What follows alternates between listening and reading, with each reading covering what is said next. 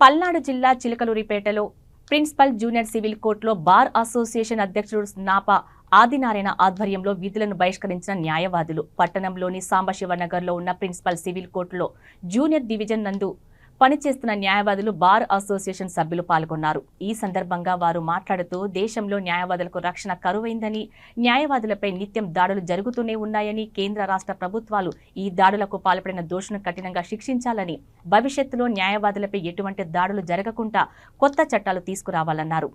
దేశంలో న్యాయవాదులకు రక్షణ కల్పించాలన్నారు. ఈ కార్యక్రమంలో సెక్రటరీ వీరయ్య, నక్కా రమేష్ తదితరులు పాల్గొన్నారు.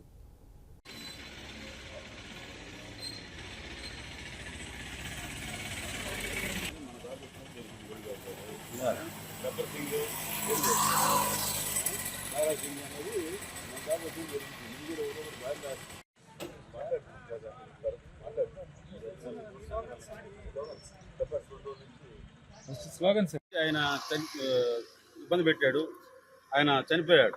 అదేవిధంగా ఇంకో చర్య, విశాఖపట్నంలో న్యాయ విద్యార్థిపై సహ విద్యార్థులు సామూహిక అత్యాచారం చేసి, అదేవిధంగా విజయవాడ బార్ అసోసియేషన్ న్యాయవాది గౌతమ్ రెడ్డి గారి ఇంట్లో ఎటువంటి అనుమతి లేకుండా ఆయన ఇంట్లోకి పోలీసులు దౌర్జన్యంగా ప్రవేశించారు. ఇట్లాంటి చర్యను ఖండిస్తూ నిన్నటి రోజు, అదేవిధంగా ఈరోజు చిలకలూరిపేట బార్ అసోసియేషన్ తరఫున నిరసన తెలియజేస్తూ విధులకు బహిష్కరించాం. అదేవిధంగా న్యాయవాదులకు రక్షణ కల్పిస్తూ అడ్వకేట్ ప్రొటెక్షన్ యాక్ట్ కావాలని చెప్పి కోరుకుంటూ, వద్దిల్లాలి న్యాయవాదుల ఐక్యత, వద్దిల్లాలి న్యాయవాదుల ఐక్యత, ఖండించాలి ఖండించాలి న్యాయవాదుల మీద దౌర్జన్యాలను, ఖండించాలి ఖండించాలి న్యాయవాదుల మీద దౌర్జన్యాలను.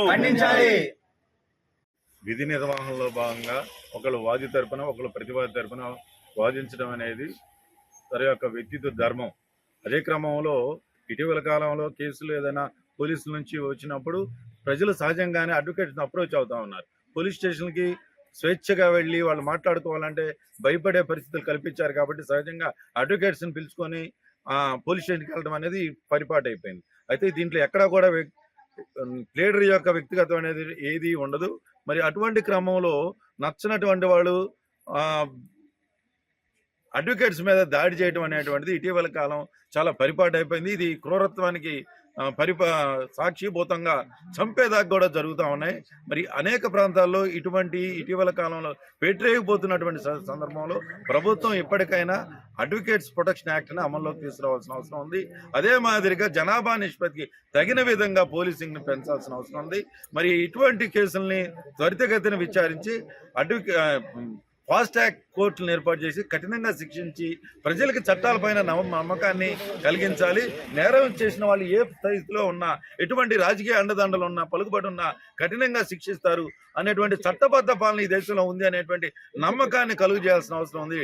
77 సంవత్సరాల స్వతంత్రం తర్వాత చట్టాన్ని ఎవడు పడితే వాడు స్వేచ్ఛగా చేతుల్లో తీసుకొని శిక్షలు విధించే పరిస్థితి వస్తూ ఉందంటే ప్రభుత్వాలు ఏ మేరకు ఫెయిల్ అవుతున్నాయి అనేటువంటిది పౌర సమాజం, మేధావులు, మరి రాజకీయంలో ఉన్నటువంటి వాళ్ళందరూ కూడా, పాలకులు అందరూ కూడా ఆలోచించాలని. ఇది ఏ ఒక్కరికి సంబంధించిన విషయం కాదు, ఎవరికైనా ఎప్పుడైనా జరగవచ్చు. కాబట్టి మరి పటిష్టమైనటువంటి చట్టాలని సక్రమంగా సమయానుకూలంగా మరి అమలు జరిగే విధంగా చర్యలు చేపట్టాలని కోరుతా ఉన్నాం.